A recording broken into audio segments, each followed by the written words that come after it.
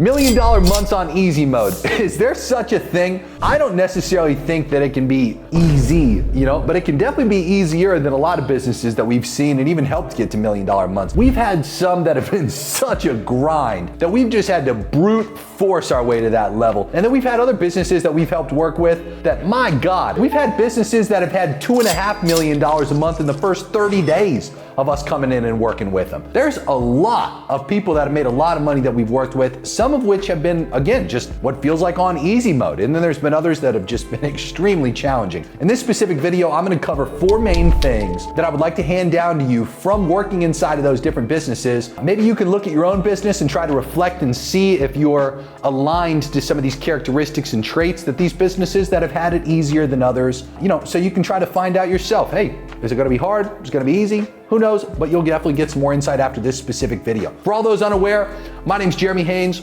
I've worked in over 40 different businesses, helping them get to $1 million months. Some have been hard, some have been easy. I don't make any income claims on this channel. We just take the lessons from those different businesses that we've learned the hard way, hand them down to you here on YouTube. So thanks for being with us. It's a pleasure to have you. If you are already a subscriber, welcome back. I got another banger for you here today.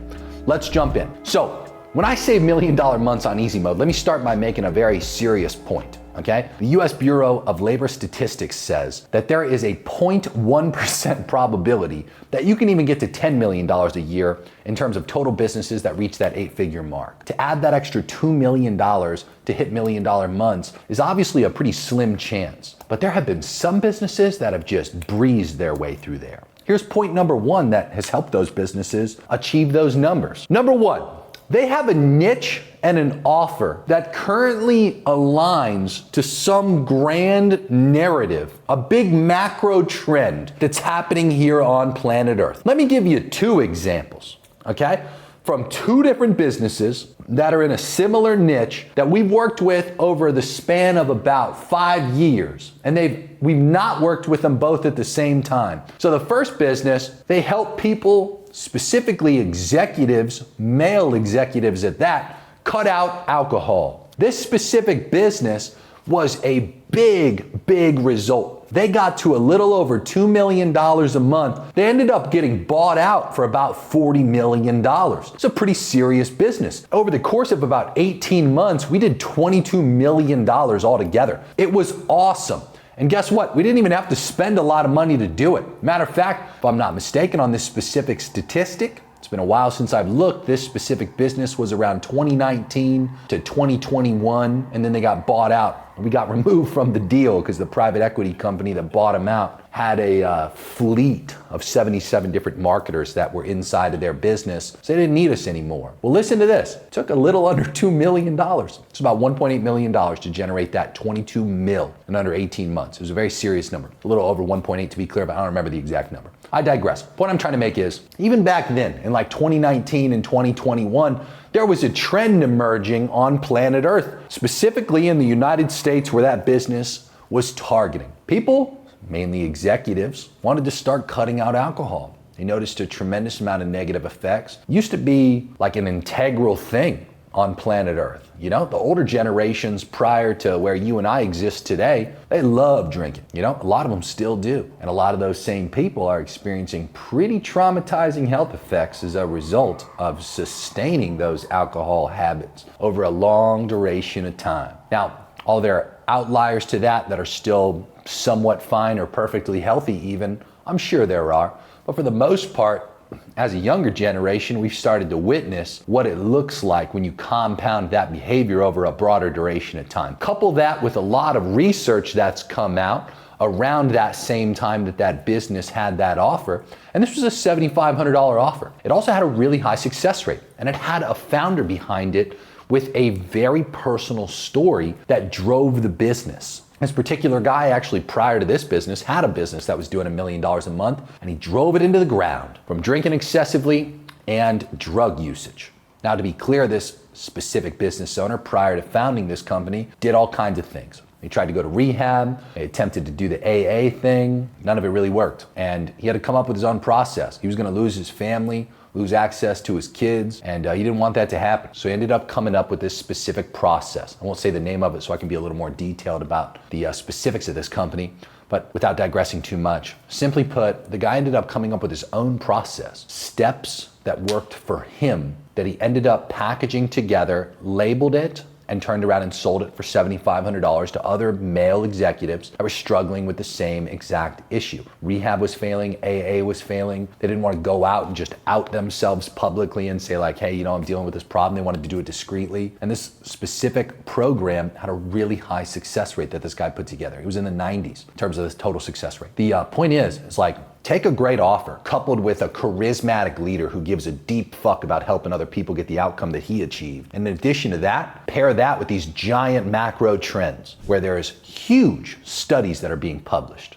telling people that drinking is the devil, okay? That you can't even have one glass of alcohol a week and technically be healthy and not sustain some type of long-term negative health effect. Now, there are all kinds of things. And these weren't small things. These were things that were well received by people out there who drink. You know, they wanted to make a difference after seeing a lot of this stuff. In addition to that, some of these habits that they formed when they were younger, potentially in school, or like I said, just from drinking being the norm at their early stages of life, they noticed wasn't really even a status symbol anymore. You know, it wasn't something cool to go do. As a matter of fact, a lot of people actually look at you negatively if you go out and drink too much. And they might have experienced that in their life. Might have also gotten to the point, of course, where it felt very out of control for them and started having some serious impacts negatively on their life outside of their health, okay? Just like the founder of that specific company. That offer fucking ripped, right? But it wasn't just because it was a great offer with a charismatic leader. It's not like we had to push the narrative to help people understand that drinking was bad.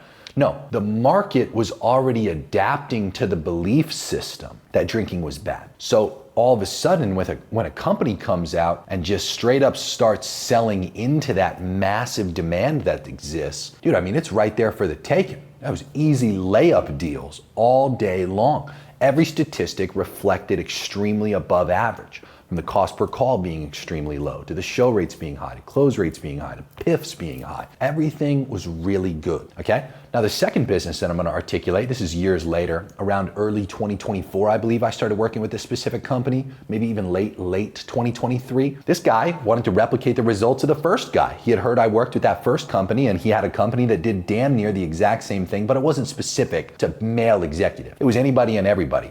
And he also wasn't nearly as aggressive and didn't have as dark of a story. You know, it was more of a sophisticated way to articulate a similar offer, and there were different components to it. This specific offer had a study from a university that validated that it was like a 92+% success rate. In addition to that, this specific company had like a 90-day program, and again, it worked really well. And it was a slightly higher price point. There was a $15,000 offer and a $25,000 offer and a $5,000 drop sell. Now this company, when we came in and started working with them, they were kind of like almost like a lifestyle company to a degree. You know, they were doing like 100-ish K a month, at most like 200K a month. Around the time we started working with them, that was right where they were at. They were like in their 200K a month range. It took a little under a year. It was December of 2024 when they had their first $1 million month. So long story short, we got them up to that level with the help of obviously their entire team and them. However, it's the same exact thing, except the market grew even further. More time had passed and the trend didn't dissipate. Quite the opposite. More and more people from that, like I said, 2019 to 21 timeframe, where the first company was really thriving, had the market developed further by 2024. It's not like it went away. There are certain trends on a macro, like grand narrative level that have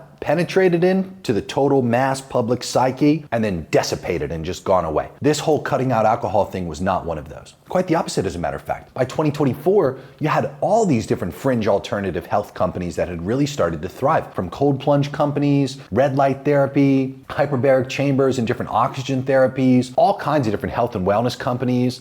We've seen entire buildings, as an example here in Miami, Florida, where I live, where their whole premise of why you'd want to move there over other buildings is their health and wellness amenities. That's how much of a trend that's grown into. And obviously cutting out alcohol has become a big part of that due to the consistent negative effects that have been published and experienced by individuals. So again, this second company comes along and just it's layup deals getting to $1 million a month in this case. Now I want to be fair in saying the first company had an extremely aggressive founder who was rapidly getting to the $1 million months. Whereas in the second company, they were at a smaller level to start. And the first company also technically started there, to be fair, but they weren't as aggressive about it, simply put. and they weren't taking as big of risks, and each one of the key players wasn't as involved. So it was a little slower to get to $1 million months. I feel like they could have still gotten there a lot faster, but either way, they, to be fair to them, in November and October, were doing $900,000 months anyway. They just barely missed the $1 million month, so it didn't count yet. Either way, good example of what I'm trying to say is these macro trends make a huge difference to the success or the friction you experience in these different offers.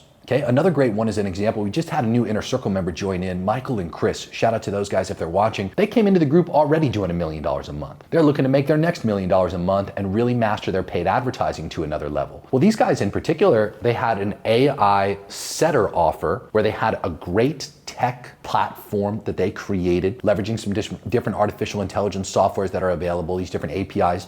They didn't create something out of thin air, they're just doing API calls to the major ones that exist. But they packaged it in a way and refined it in a particular way where they had a lot more success than some of the other ones that were on the market. Well, the point is, if you just look out there into the marketplace, there's a lot of that type of offer that exists, and there's a lot of those types of companies that are doing $1 million months already. Look at it like this. It's like when a dam builds up a ton of water on the other side of it, and then all of a sudden the dam breaks. The water's got to flow somewhere. So in this particular case is AI in this grand narrative. That's what I want you to remember about this first point. There's these grand narratives that get pushed by the media, by people on social media, everywhere, just regular conversations, and obviously from just software and tech and things becoming available for us as consumers to use that start to make people realize and build the dam flow up, where they're like, holy shit, this is going to change the world. Like, this is going to make everything completely different than it is now. Like, I got to adapt and integrate to this. So people essentially start to build those types of thoughts. And then when something gets advertised to them, like, hey, we have an AI setter and its use case might be specific to their business. Again, the dam just fucking breaks and there's just a rapid flow of water that has to go into somebody's pockets. You get what I mean here?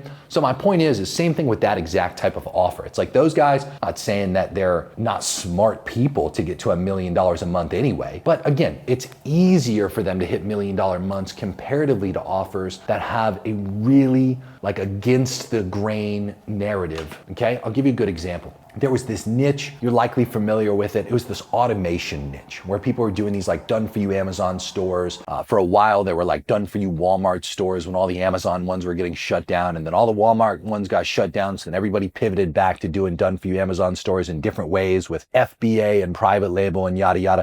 And there were all kinds of different variations of this. Okay, so when that was happening, that niche as an example had a lot of money flow into it. And then all those businesses failed miserably. None of them were able to pull it off, and they vaporized. Without exaggeration, it's probably conservative to say this number, $100 million out of the marketplace from people who had transacted with companies and again, just never saw their money again. Those companies went bankrupt. They're in dozens and dozens of lawsuits each. And there's again, just huge fallout that occurs from this negative result that these businesses gave to consumers. Now, imagine you're selling a course on how to get started on Amazon as a seller. You're not doing one of those done for you automation services. You're just selling people on, here, I'm going to help you get started on Amazon and make some money. All of a sudden, your niche became extremely hard because it's not a grand narrative like AI, but it's definitely a narrative within your niche that exists. It's a little smaller of a narrative, a little smaller of a macro trend, but a bunch of people just got burned and fucked. Okay? So to be clear, as a result of that, your niche all of a sudden becomes extremely sophisticated and you have to update your tactics. You have to have a lot more trust assets than you did prior, which we have entire videos on here on YouTube, by the way, if you'd like to learn more about that and what those specifically look like. You have to all of a sudden do things that you hadn't had to do prior, like retarget the shit out of people who just booked calls or opt into webinars with things like the hammer them strategy. You have to do a lot, like your sales process all of a sudden extends. People aren't willing to come out of pocket for as much. They want to come out for less. So all of a sudden your pay and full ratio goes down, your PIFs go down, your willingness to have people do funding goes down. You see what I mean? Things just become harder as a result of the opposite, which is a narrative goes against your business. You see what I mean? This rolls into point number 2, which is you got to sell into mass desire. There's a reason those automation companies were able to get as much money as they were. Their hook was really simple. It was, hey, we need you to give us money so we can start a store on your behalf. We're really good as operators, but Amazon limits us to having one store per person. So we need you so we can run another store, but through you. So in order to make you more valuable to us, than just giving us the opportunity to start a store in your name. We're gonna make you a capital partner. So you put up some cash. Usually that offer range was somewhere in like the 30K range, all the way up to like the 100K range, to be clear. Some of them even more than that, if you can believe that. And anyway, I digress. With that money being invested, the hook was simple. It was, you kick back, we run the business, you'll get passive returns, and over the course of X amount of months, some of these businesses would even guarantee this result contractually. You'll make back your money and then you'll be profitable, we'll be profitable, and we'll just be rev share partners from that point forward. And again, there was so much money that was thrown at those types of businesses. Why? Because the mass desire always exists for passive income. Think about how many different variants there are out there of passive income opportunities. You know, surprisingly, after a lot of the people in the automation niche got burned, do you know where the money rotated to next? A lot of people started putting money, the same people who just got burned by the automation guys, started putting their money into trading bots. And to no surprise, most of them were Forex trading bots. The hook was again, hey, you put up money, you don't do shit, we'll turn your money into more money. Some of these people were promising returns and just literally making claims of returns that were in like the single digit to even low 10% digits of how much they can make per month with the money they put up. So these people would make a super non-compliant claim, which probably wasn't even true, of, hey, you put up this amount of money, we'll turn it into like 5% more a month or 10% more a month, beating the world's largest hedge funds as an example with those types of claims. Lo and behold,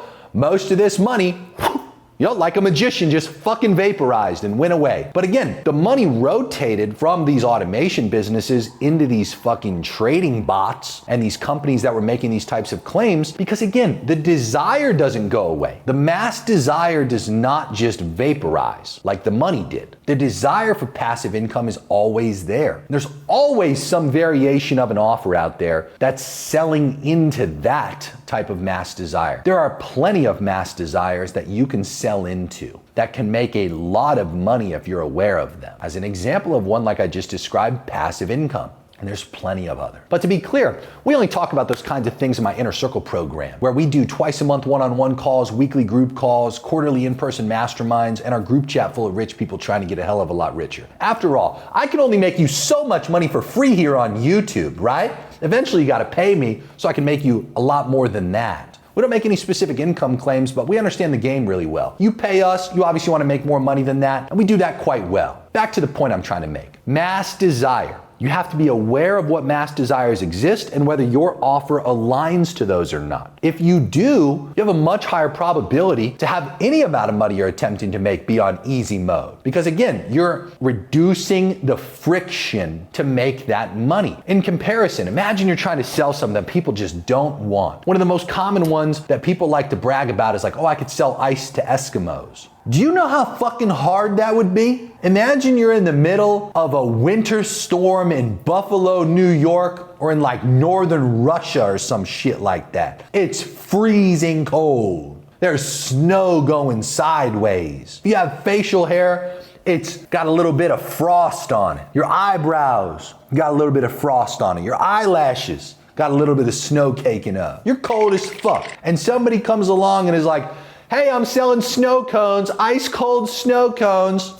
How fucking hard that'd be to sell? That person has a really low probability of making any money. Comparatively, I was just at this art festival down in this little area in Miami that I love called Coconut Grove. And they decided to put this little art festival in the middle of the road. Although it was early February and Miami's quite beautiful in early February, this was a day where there were no clouds. It was just me and the sun. And it was the middle of the road. Asphalt is very hot. It reflects heat back, especially when it's black, okay? So they put all these little art vendors in the middle of a road on asphalt. It was so hot so fast. One of the little vendors, they had about a dozen of these vendors. They were selling frozen lemonade. There were lines at each one of these little frozen lemonade vendors. There were like 30 people deep. The smallest one that I saw, that was one of the furthest points you could walk, had a little over a dozen people just waiting in line. People are hot, they want something cold, it's easy to sell.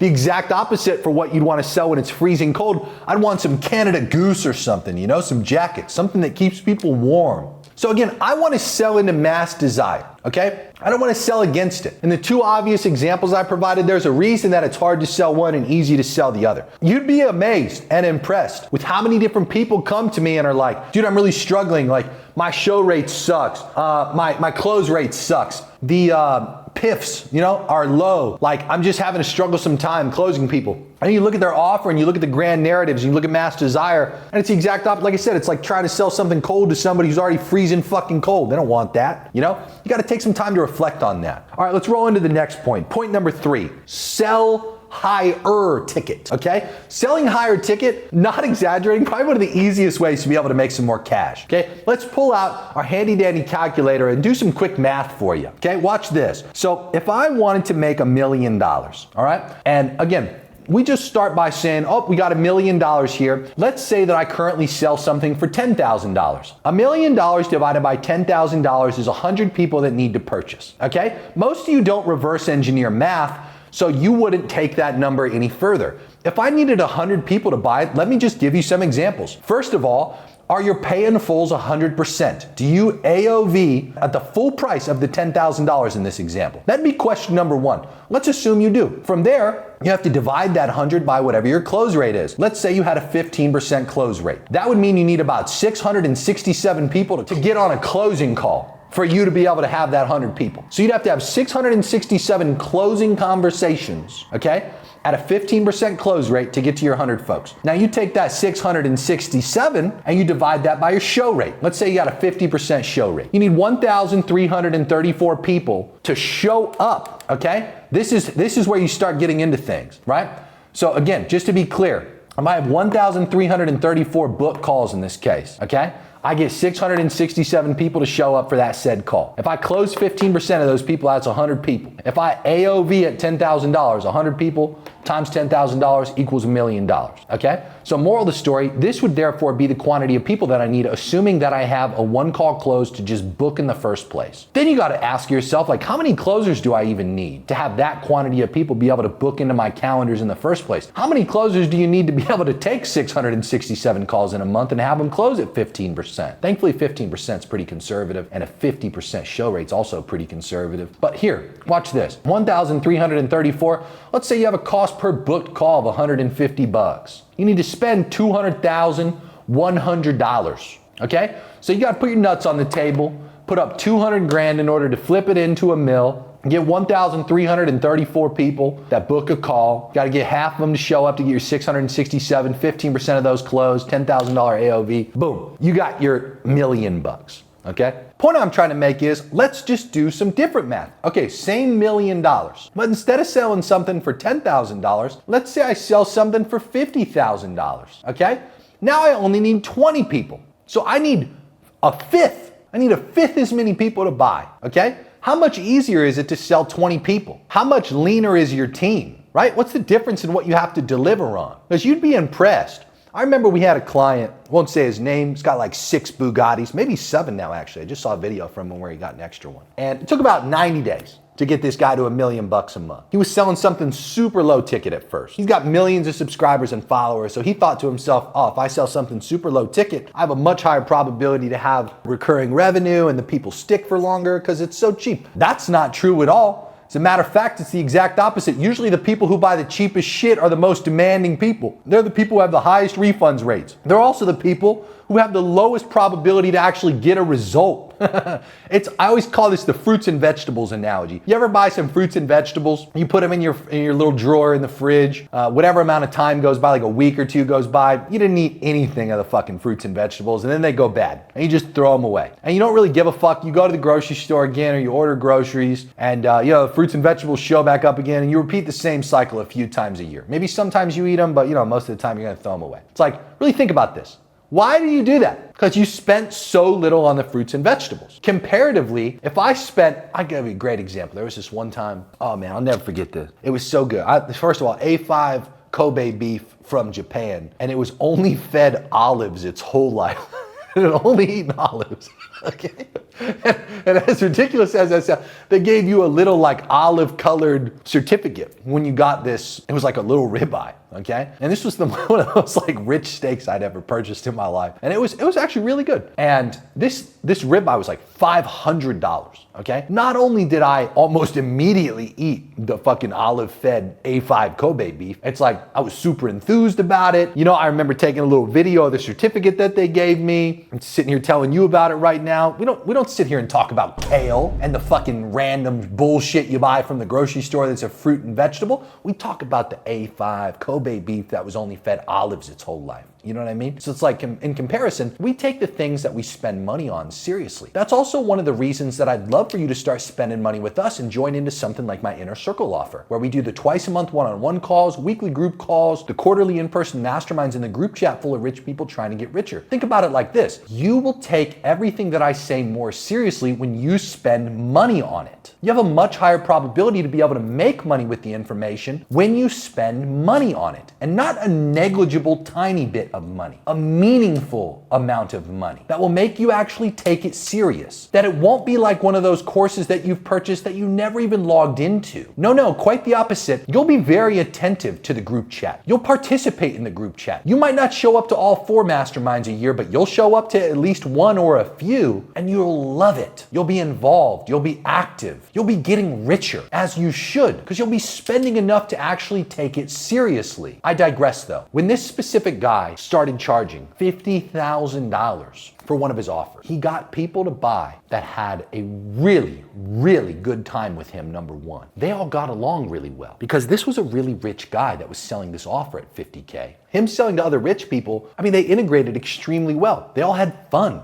They all got results. Everybody enjoyed it, and they all took it extremely serious. And to be clear, it only took 20 people. 20, because 50,000 times 20 is $1 million.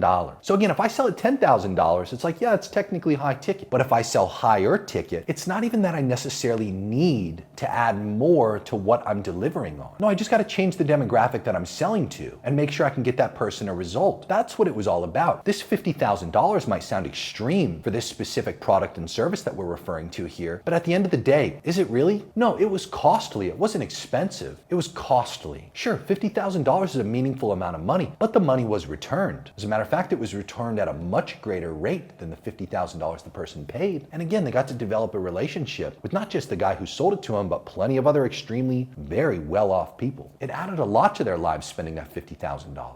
And they got a lot of value out of it. Who do you think was happier? All the people who were spending the $27 or the very few people that were spending the $50,000? Because I'll tell you as direct as I can, the higher ticket people typically get so much more out of whatever they're spending the money on. Something to consider. All right, let's go to the last one. So compound recurring revenue plus having a really high retention rate. Okay? The businesses that have it on easy mode that get to these $1 million months, they don't just sell something that's transactional. They might sell something on the front end that's transactional, but then they have some kind of recurring component on the back end that the person can join into. And a high percentage of their people will, and a very high percentage of the people who do stick. They retain them. There is not a lot of attrition. Those businesses also have a really high probability to compound $1 million months in a fucking breeze because they are getting more revenue every month, and they get last month's revenue and the month before last month and the month before those 2 months on top of this month's revenue too, with a small attrition. These 4 different facts, not opinions, facts that I've covered have made a tremendous difference to the businesses. Tremendous difference to the businesses that have gotten to the point where they've hit $1 million